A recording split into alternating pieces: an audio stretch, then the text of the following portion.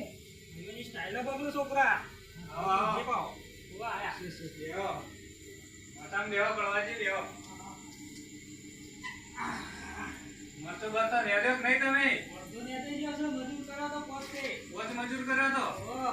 બરોબર. અડધો ને દઈ પાડા ગયો. બાડા કર્યા હોતા કે એકલા?